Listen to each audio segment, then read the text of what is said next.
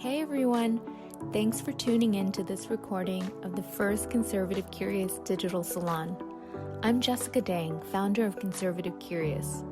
We were doing in-person events like salon dinners until the pandemic hit. So my friend Ani Pai, who writes a great Substack newsletter called Dreams of Electric Sheep, approached me about doing a digital salon to discuss how this crisis is influencing three areas: globalism, governance, and culture. We invited Tanner Greer, founder of Scholar Stage, Riva Tez, who does strategic tech initiatives at Intel, Axel Kaiser, a visiting scholar at the Hoover Institution, and cultural commentator Preston Somlet. Tanner was calling in from DC, Riva in Las Vegas, Axel in Santiago, Chile, and Preston in Tbilisi, Georgia, so it was definitely an international affair. In this talk, we discussed everything from consumer preferences and the perception of China to collective grief. Riva has a bone to pick with democracy. Tanner makes an interesting prediction about the World Health Organization. Axel insists that capitalism is not dead, and Preston admits that this crisis got him to finally talk to his neighbor. Listen in.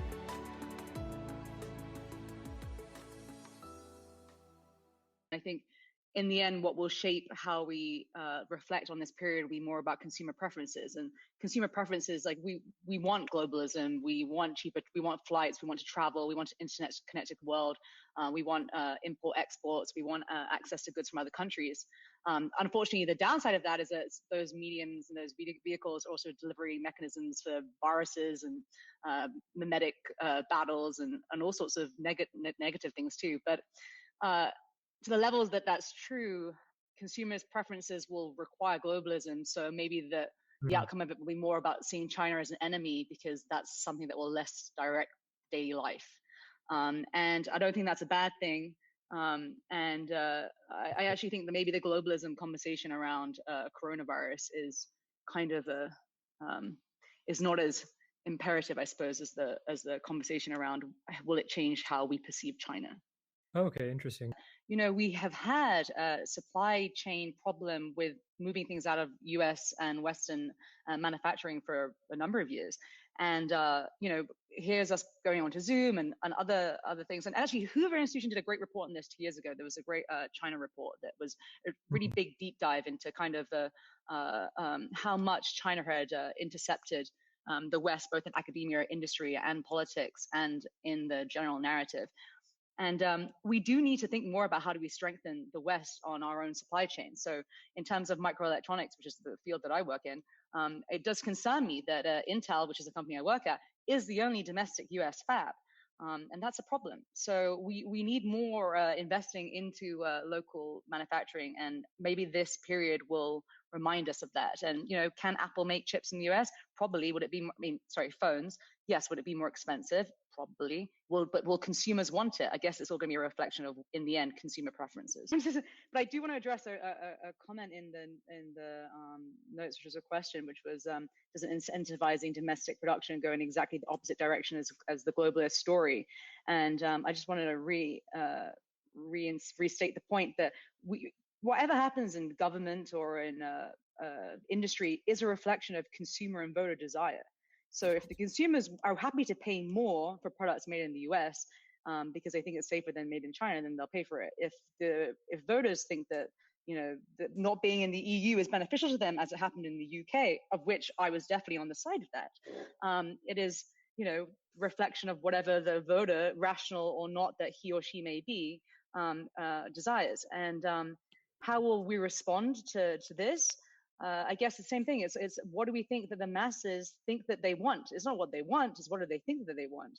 And if it breaks up European Union crony bureaucracy, albeit, but the downside of that is that the companies, Freudian slip, the countries that really benefit from being in the EU are those ones that, you know, have learned a lot from joining the European Union, and not in any way are those benefits shared by the United Kingdom.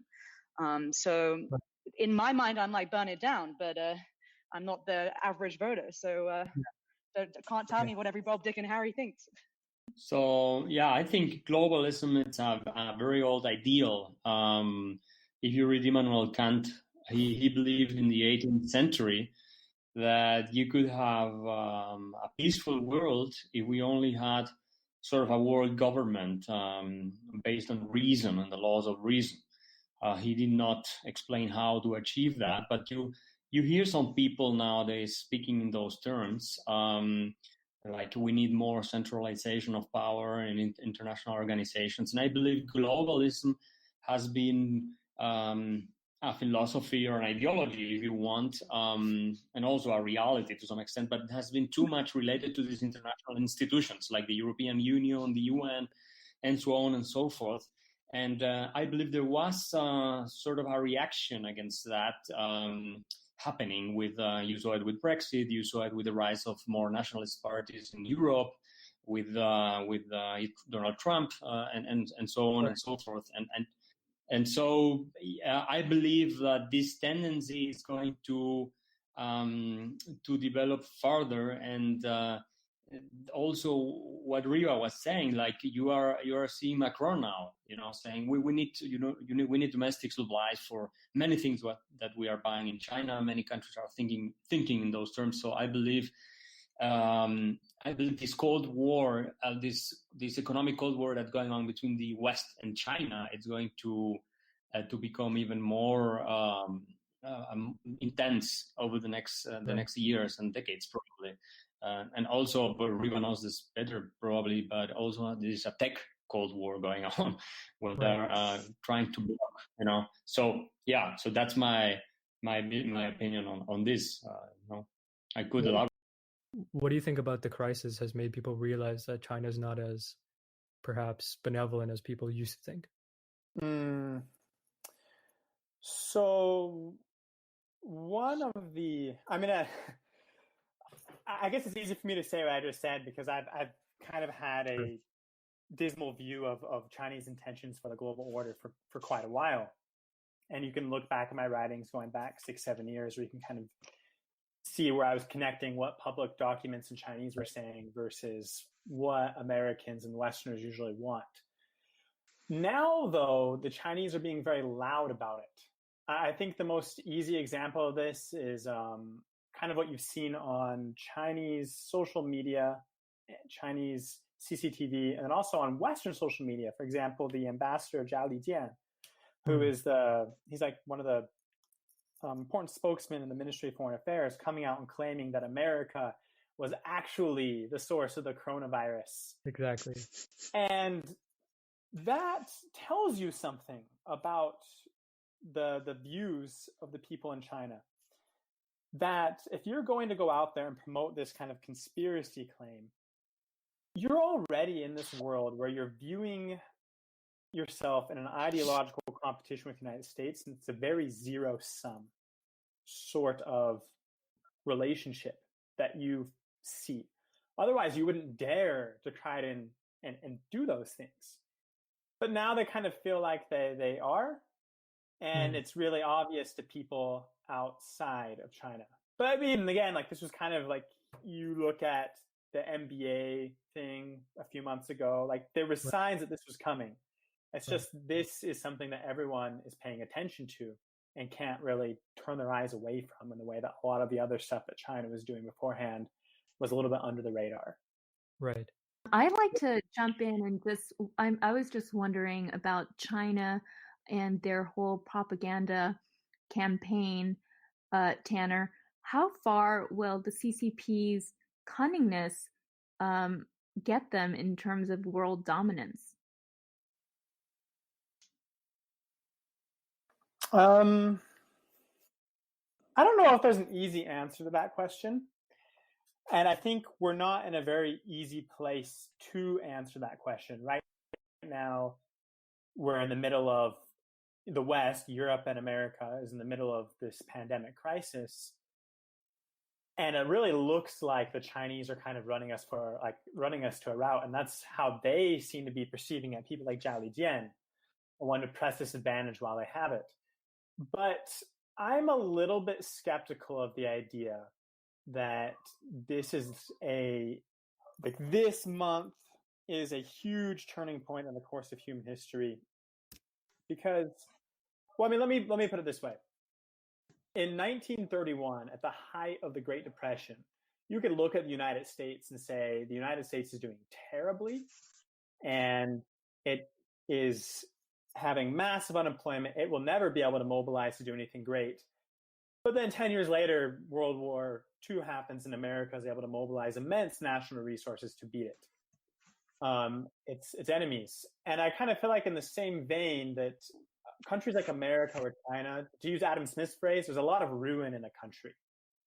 And we can have really incompetent leaders and still have the world's largest economy, still have the world's biggest, largest military alliance system in pretty much human history, have a lot of geopolitical advantages that the Chinese can't really erode just by good press. Right. So I don't know if this pandemic is the thing that changes things. And that's actually something I'm a little bit worried about, is that Chinese might get themselves in a corner where they think they have a bigger advantage than they really do, just because of how poorly we are doing this month and maybe the next month or the month after that. Topic. I'm very worried about the monetary systems in our countries, in the West, not only in the West, but mainly in the West, and the paper money, credit-fueled debt economy that we have been, living in for the last decades, or 40 years since Nixon, or 50 years since Nixon got rid of the gold standard, and the welfare state, the combination between welfare state and paper money. We have huge debt, unprecedented debt in history everywhere. And after the financial crisis of 2008, we embarked on an experiment that also was unprecedented. The monetary base of the Federal Reserve was like 800 billion. And in 10 years, it was, it quadrupled or more. So these things, I believe, might at some point come to an end. I don't know when exactly.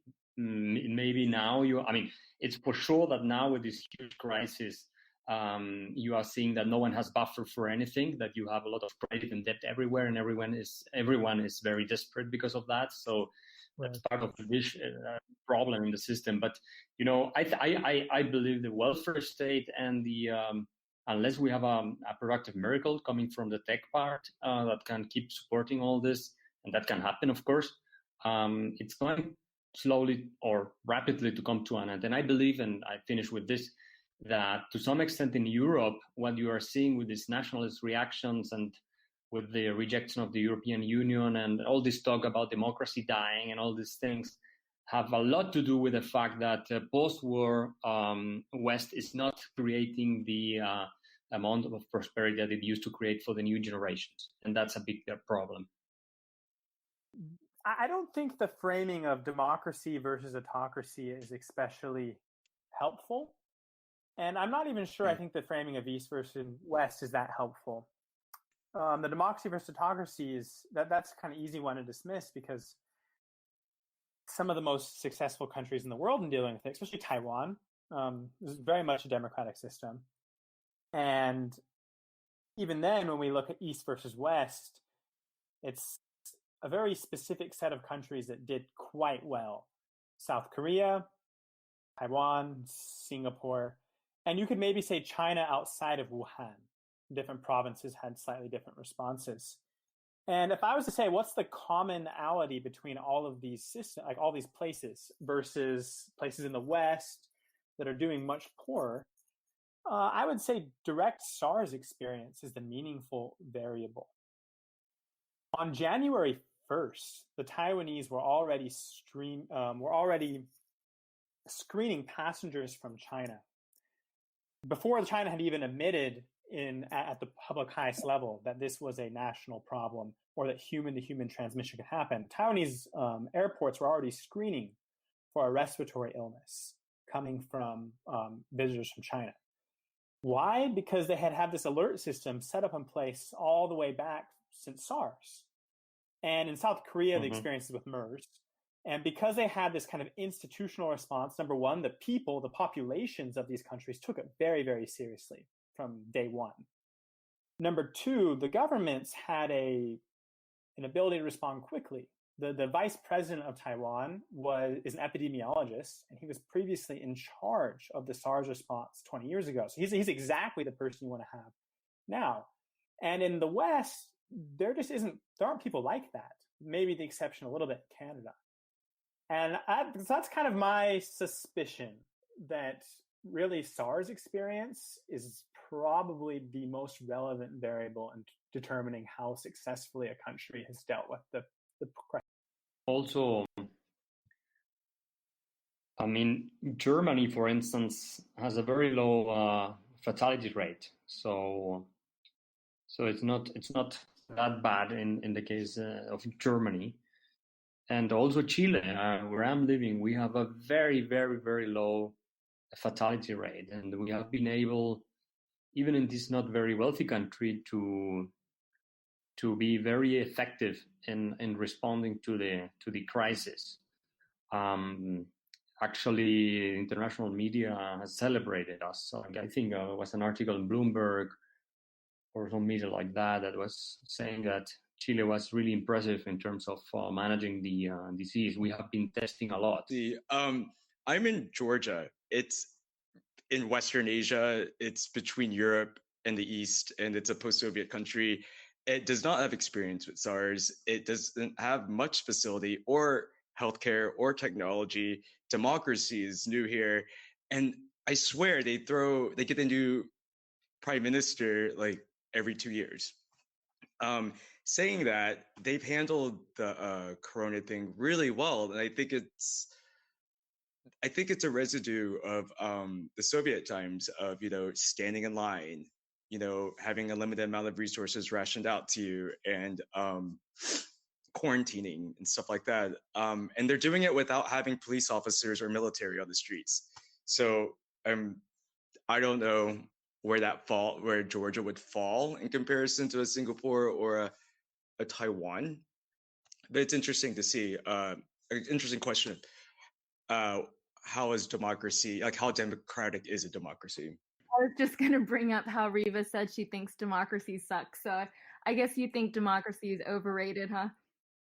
Well, I to the point about how the variable is about SARS, sure, but I think the democracy angle has something to play here in that, these countries that we're referring to, South Korea, Singapore, they definitely have less democracy in by all means than the US. And I kind of mean that more in kind of what the American Constitution is based on and what American citizens expect from government. Also, the level of contract tracing and interventions done by these Eastern countries would not be accepted, I think, by most of the Americans here. I'm actually surprised how many people, I guess I'm in the Bay Area, so when I was in the Bay Area, I wasn't so surprised so much, but have respected quarantine.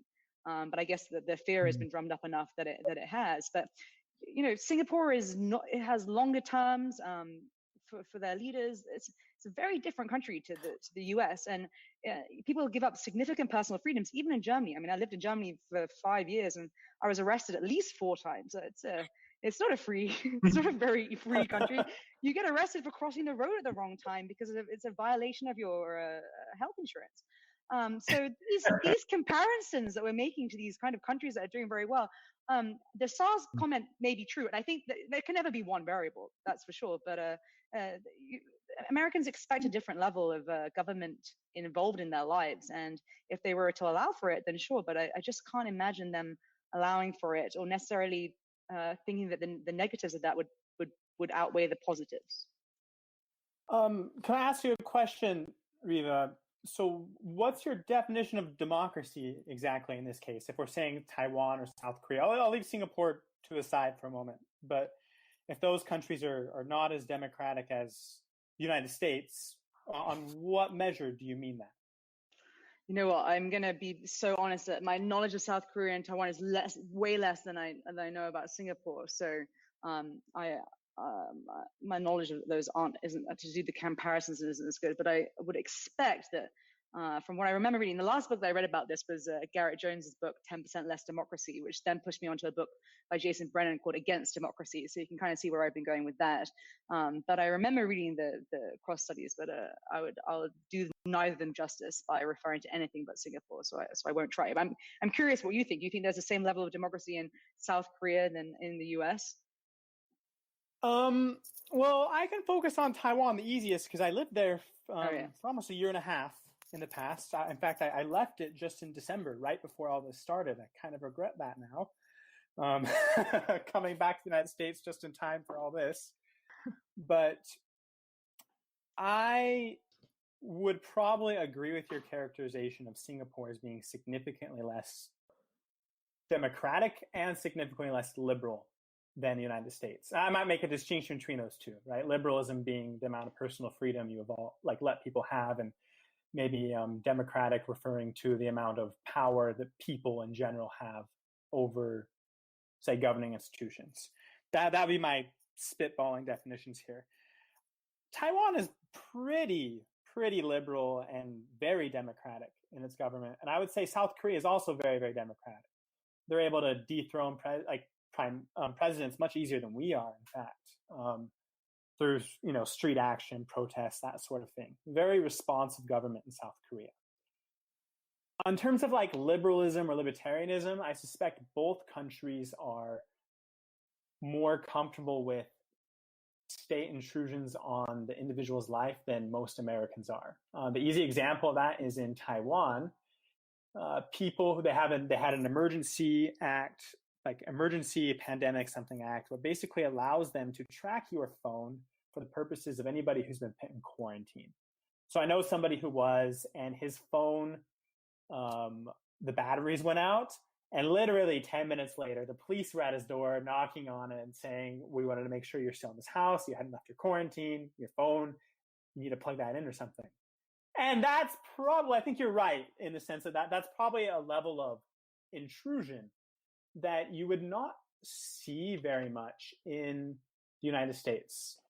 On the flip side of things, though, I feel like if you were to compare these countries to, say, China, they are democracies. They do vote people in. They do have mass movements. They do have a lot of respect for freedom of religion, freedom of speech, general liberal rights. And I would say they're better than the United States, especially Taiwan, and being more transparent in terms of putting out data. The United States has been very bad at just letting the public know what's going on. And that also might be part of their success. Does that answer your question, Riva? Yeah, no, I agree with you. And I think that part of my comment earlier was conflating kind of liberal demands and again, to the point about consumer preferences and democracy. But I think people often think about democracy in this kind of like binary way. And you can kind of have countries that are a little bit less democratic, and it could just be the case of that, political terms are longer, and that's slightly less democratic if you think about it. And that is enough, I think, to kind of change a culture. But yes, I think what the foundations of America, based on the constitutional rights that they expect, and I have noticed that Americans often, and it is interesting living in America, not being an American, that at the same time they're like, we love what Singapore has done so great with this, and I'm kind of trying to imagine half of these, even the story you just mentioned about in Taiwan happening in America. I saw yesterday about the police kind of like taking down surfers and stuff, and I was somewhat shocked that America was putting up with this. So maybe I'm just wrong, and everyone here is they don't really care.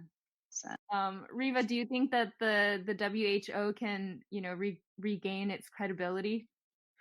I guess the question is if they ever had credibility in the first place. The problem is that people applied credibility to institutions when they shouldn't have. And actually, a kind of criticism of Silicon Valley here, because people have been championing Silicon Valley as, pointing out this is a problem early enough and, telling everyone to wear masks. At the beginning, when I was tweeting against the World Health Organization, because it is, in my mind, an extension of the CCP and always has been for at least the last decade. then you have this problem that one of the criticisms of Silicon Valley was that the journalists should be listening to the World Health Organization, who at the time was saying the case fatality rate was around over 3%, which looks like it's not true at all. China of Ethiopia, when China had become their largest trading partner. So, the why anybody would think that the World Health Organization is this kind of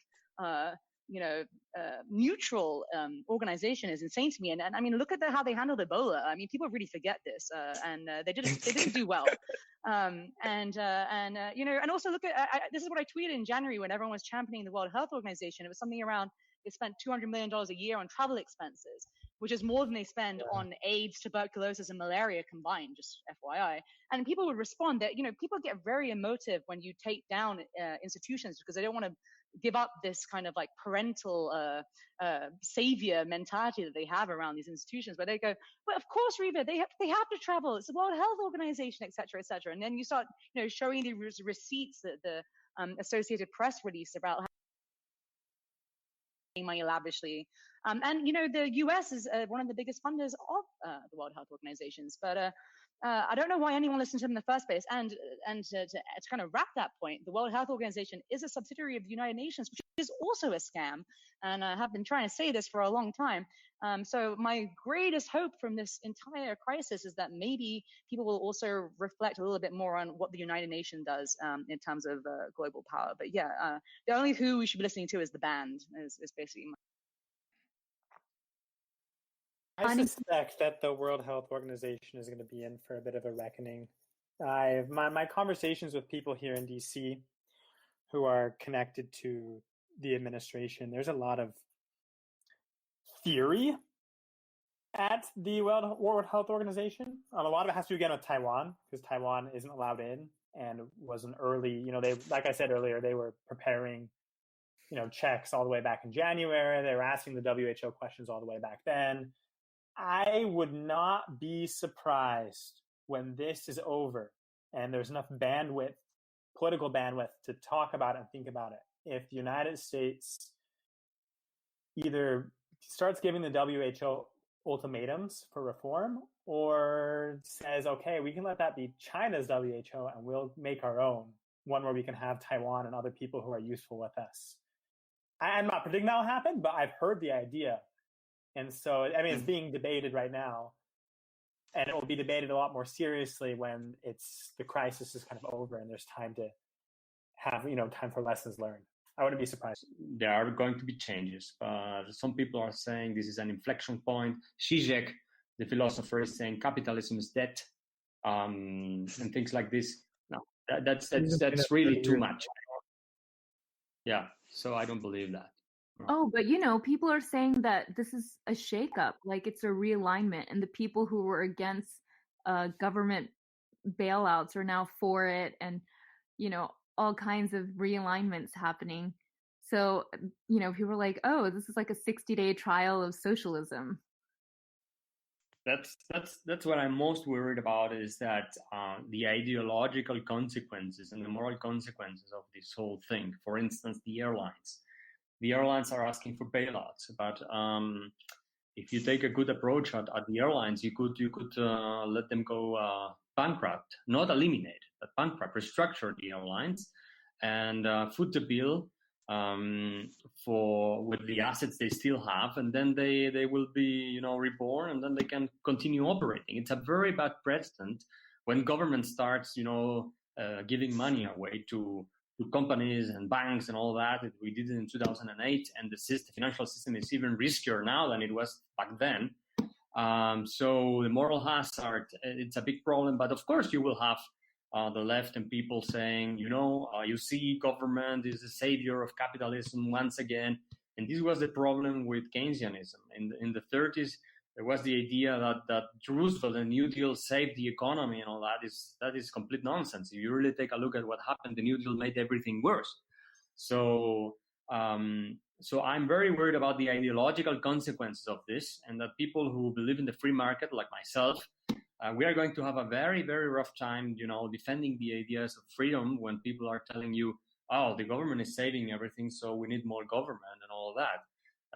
And it's going to require a lot of engagement in the battle of ideas, and investment, because some of these measures are going to be implemented, and they're not going to go away once the emergency.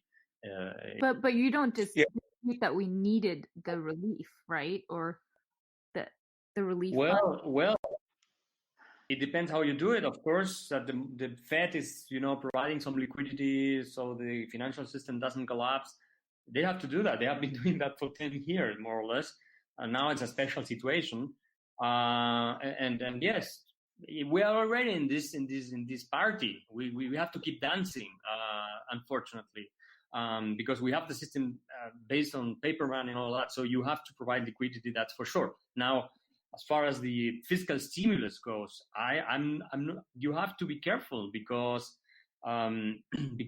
that's more debt you're piling, and then at some point you will have to pay that debt back. We have been talking about this for years in the US, decades even, and nothing has happened other than the debt keeps rising. And at some point, we will have the day of reckoning, and that's going to be a huge fiscal crisis with huge inflation. And this is going to happen. You don't have an unlimited capacity of, running deficits. There is a point where you cannot do that anymore. So I will be very careful on how you spend the money and who do you give the money to. And I'm not saying you shouldn't do anything. I'm just saying you have to be careful and you have to cut spending once the good times are back. Tanner, you wrote a book review about a book called America 3.0. And I think it said that by the year 2040, America will look more like its 1.0 version, where the concept of a job is not going to be there anymore, and the political structures will decentralize.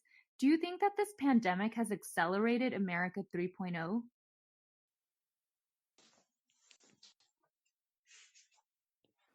That's a good question. So, the basic version of that thesis is back in the 1800s, American political economy was like people worked on they owned their own businesses or they owned their own farms. They weren't part of national institutions, national sized labor unions, national sized corporations. Big government, big labor, big business didn't really exist, or existed in a much reduced fashion.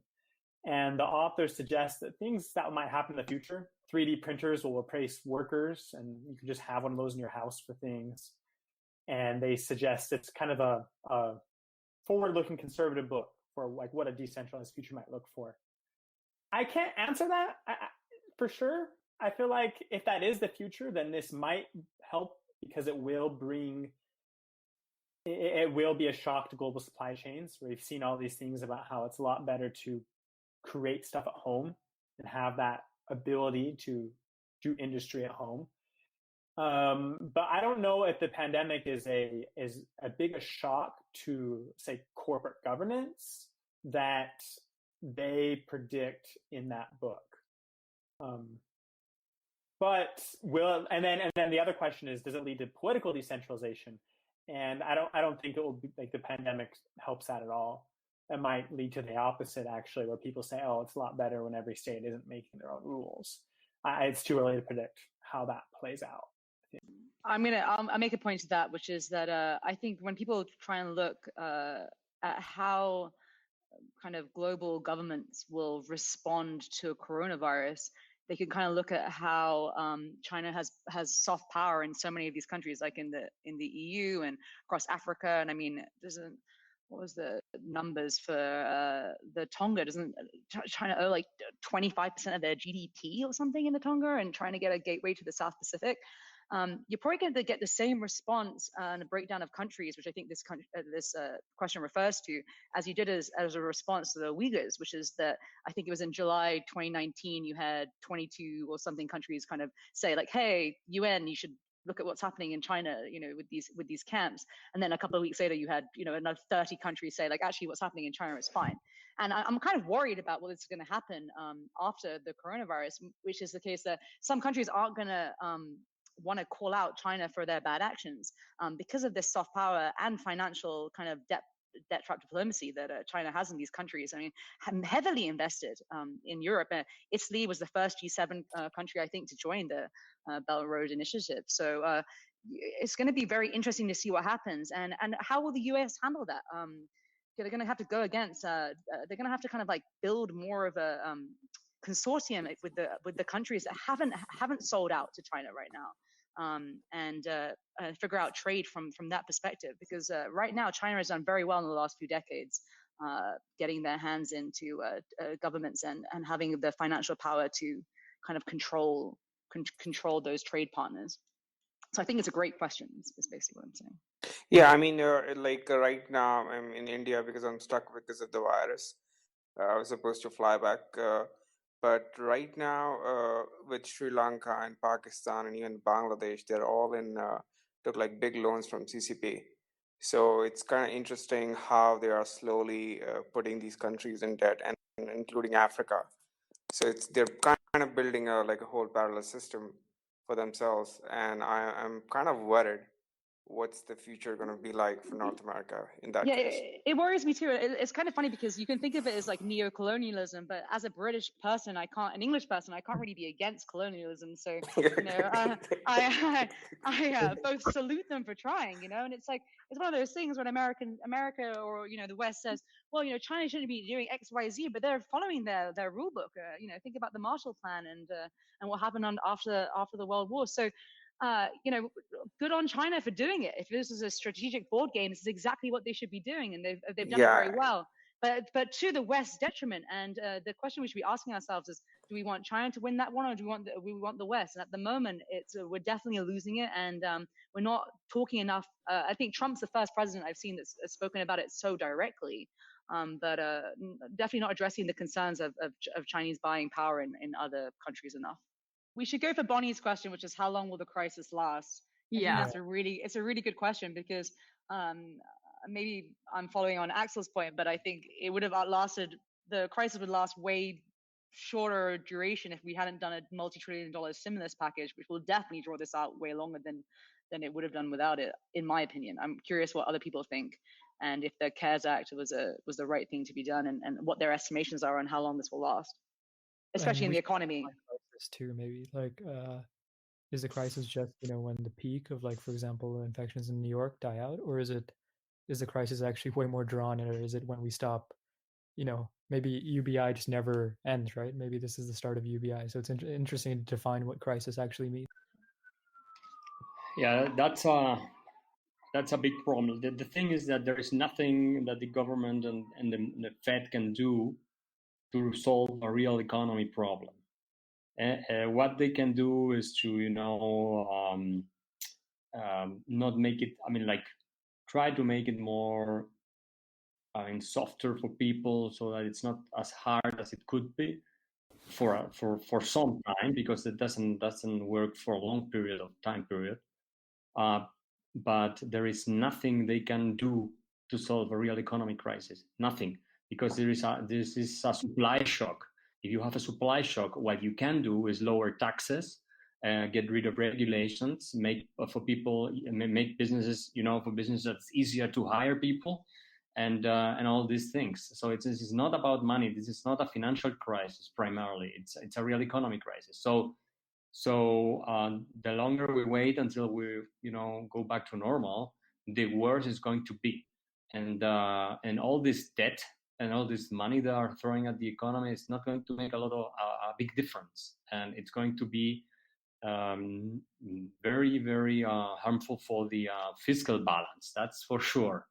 So I don't think it's the right tool to just throw money, and some people were saying let's send a check to everyone so they can spend the money. Where are you going to spend the money? The whole economy is paralyzed. It's and people tend to keep the money and not to spend it. And even if they spend the money, it's not a very good approach. But so, in my opinion, this is uncharted territory. Sure, thanks, guys. Yeah, I mean, it's I know the answer is somewhere in the middle, honestly. But looking at how unawares the United States was caught with this whole thing, and in the response you see some regulations kind of being bypassed or ignored or temporarily suspended, but along other axes, there's clearly reason for state power to be sort of increased or consolidated. What are your guys' thoughts on what the future holds then? Because there's obviously arguments for right to try kind of stuff with the FDA and drugs, but then there's arguments for having more control or surveillance over people so we can actually isolate. So where do we go from here? I'll make a stab, which is I think a good book to read around now is Robert Higgs's Crisis in Leviathan, which is about how the great thing for government is when a crisis happens, because no matter how good or bad the crisis is, and my controversial view on the coronavirus is that the governments and World Health Organization and everyone in power is making this seem to be a lot worse than it is looking in the raw numbers right now, for the sake of being able to do things like the CARES Act, which is an atrocious act. And you just have this slow expansion of government for the last 100 years. And it gets worse and worse because people think they need it because the outside threats seem so terrible. And it makes me really concerned. Actually, there was a great quote in CNN the other day. I mean, I don't know how much I think of CNN as a news organization, but they said something like, the only thing we can do right now, the only thing that will save us right now is big government.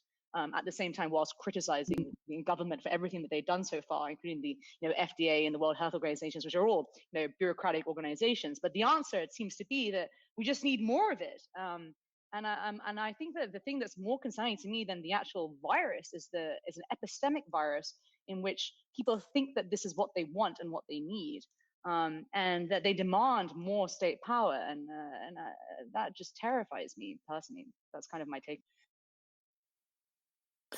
I think a lot will depend on when we come out the other side of this, what we view as the cause of our failures.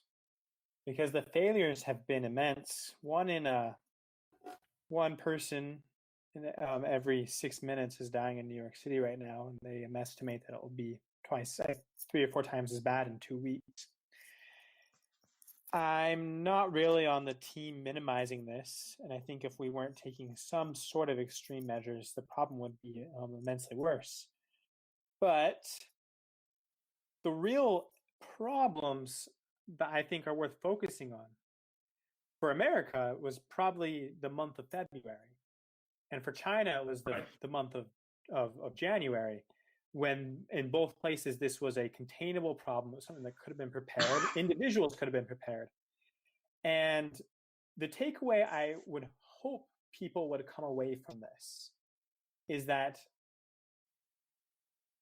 the job of a government in a crisis like this, the first and most important job, is to communicate clearly what is actually happening. A disaster response for the last about 100 years in the West, and as we see now in China as well, has been obsessed with this idea of panic, that ordinary people in an event of great fear and disaster will panic. They can't be trusted with information because if you give it to them, what they will do will be worse than the disaster itself. This is false. It's been false since, and we've known it's been false since the Blitz in 1939, 1940, 1941, and then later in World War II when we started bombing then. There was these ideas that the British public would panic the minute the bombs started landing, and it turns out it actually just made them get closer together. And disaster sociologists have done a lot of research on this, and they find almost one time after another that actually disasters kind of bring out the best in people, not the worst. And that when government power disappears from the scene, people don't turn into these Hobbesian barbarians. They become almost unusually charitable and helpful, and often solve their own problems better than the centralized solution far away can manage. If what you're afraid of is the people, then you are reducing your ability to solve the crisis. And in both cases, in China, they were afraid to let people know. And then in America, they were afraid of almost, I think, of letting the markets know what was going on. Severely handicapped the situation until it was too late to have anything but these giant big government solutions. So my hope is that we kind of come away with this with a better appreciation for the need to solve crises when they can be solved, instead of just trying to manage narratives, which is what most American politicians seem most comfortable with. Narratives management instead of crisis management. Well, I think that's a really good point, that when the government takes steps back, the people do come together. And the last time I think I really felt moved by this was Hurricane Harvey in Houston, and seeing people helping each other. And they were all struck by this tragedy. Didn't matter what social class they were in, but they were helping each other. And you saw the Cajun Navy coming in from Louisiana, and it was just so moving to see. And, during this pandemic, I think I've just felt this sense of grief. And I was just reading an article about how we're all going through a collective grief. And I was just thinking, I was grieving the fact that I haven't felt truly inspired yet to see that, like, the same kind of coming together. um it just feels like a mess, and it makes me really sad. It makes me feel like, the glory of America, or that kind of myth of America is like fizzled out, and it's like really sad. I don't know if anyone else has. I felt the opposite in some ways. I'm not in America, but I'm in a place where crisis is they're used to it. They've been through worse, and people organize and they help their neighbor. They help anyone. What I mean? So I think in the West, maybe we got too comfortable, and this is new for us. Maybe and I think maybe that's why you feel this despair or find it unsettling. I would chime in and second that. Currently, the nature of my work is totally focused on CARES Act, understanding basically how states and local governments can pull down funds and pretty much use it to benefit small businesses, local communities. And in much to Riva's point of, the legislation being, a disaster in some ways, in many ways, because the mechanisms and funding technicalities are not clearly spelled out. The reality is that a lot of the help, I would compare it to a care package in Call of Duty arriving too late, where you're better off running around and sort of figuring it out on your own. And I've actually seen on the ground throughout the South, I'm based in Atlanta, there's businesses that I would actually offer, the opposite, Jessica, that people are pivoting and helping each other and saving themselves. Breweries turning to making hand sanitizer. Grandma's face, sewing face mats. Small stuff, but things that I think nonetheless have sort of inspired me, and I think that are really a testament to the fact that the narrative is heavy, and what you see in the news, on Twitter and the media, all signs point to worst case scenario. I think if you it's hard to tune out, but when you dial it down to a local level, I would say it might depend on the community you're in, but at least in a place like Georgia, where small towns, small communities are kind of the backbone of the state, I've actually seen encouraging signs of sort of renewal and survival and just sort of persistence. In a sense, always prevails, because, and this is me speaking from my current business experience. I think that when you're on the ground, again, trying to make sense of the narrative is difficult and daunting, but at the end of the day, it's going to be your neighbor who helps you. It's going to be people down the street in your community, and those are the people that you can help. Barring you have deep pockets like Bill Gates, and you can sort of pioneer vaccines and the like. The average person, I would say, the overwhelming majority of humanity is relegated, or is sort of stuck on that scale, for better or for worse. And I think it's helpful to try to, when you feel that sort of level of despair, I guess you could say, you try to basically tune yourself back onto that wavelength, because that's where you can sort of make an impact, and then sort of the aggregate of that can lead to bigger, better things.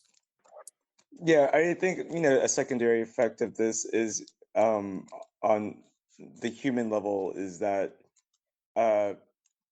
people getting back involved in their communities. I think we kind of, the whole global thing and like interconnectedness kind of made us a little bit more separate, and I never would talk to my neighbor before, and now I do. I mean, that's a first step.